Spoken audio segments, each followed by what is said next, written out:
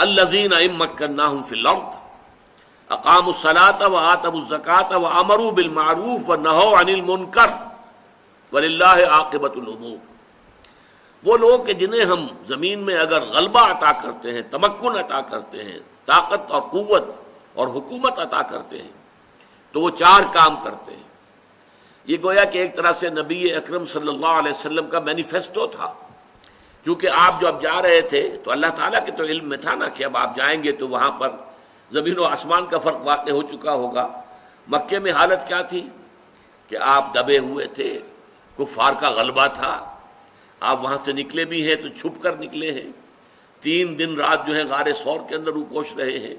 تو یہ ساری کیفیات مکے کی تھی۔ اور مدینے میں آپ کے استقبال کی تیاریاں ہو رہی تھیں،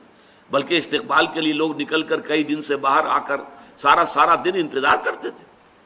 تو زمین و آسمان کا فرق واقع ہونے والا تھا۔ لہذا آپ گویا کہ اس آیت میں وہ مینیفیسٹو دیا جا رہا ہے کہ اگر محمد کے ہاتھ میں حکومت آ جائے گی صلی اللہ علیہ وسلم تو وہ کیا کرے گا۔ الذین ان مکناہم فی الارض، وہ کہ جنہیں اگر ہم زمین میں تمکن اور حکومت عطا کر دیں، اقاموا الصلاۃ، پہلا کام وہ کریں گے نماز قائم کرنا۔ چنانچہ آپ کو معلوم ہے پہلا کام حضور نے یہی کیا کہ مسجد نبوی کی تعمیر کرائی،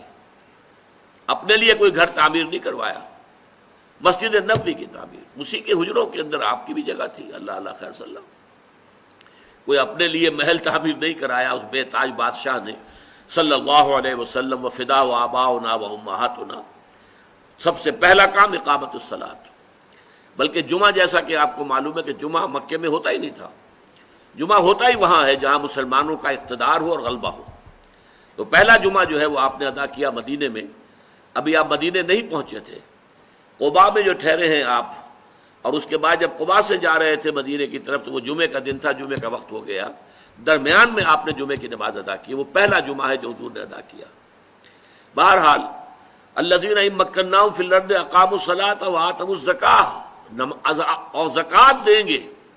زکوٰۃ کا نظام قائم کریں گے تاکہ معاشرے کے اندر جو لوگ کسی وجہ سے معاشی اعتبار سے پیچھے رہ گئے ہیں، خود مکتفی نہیں ہیں، اپنے پاؤں پر کھڑے نہیں ہیں، اپنی ضروریات پوری کرنے پر قادر نہیں ہیں، ان کی دیکھ بھال کی جا سکے، ان کی مدد کی جا سکے، ان کی کفالت کا بندوبست کیا جا سکے۔ اور اس کے بعد 2 چیزیں اور وہ حکم دیں گے بھلائی کا، یامرون بالمعروف وینہون عن المنکر، روکیں گے بدی سے۔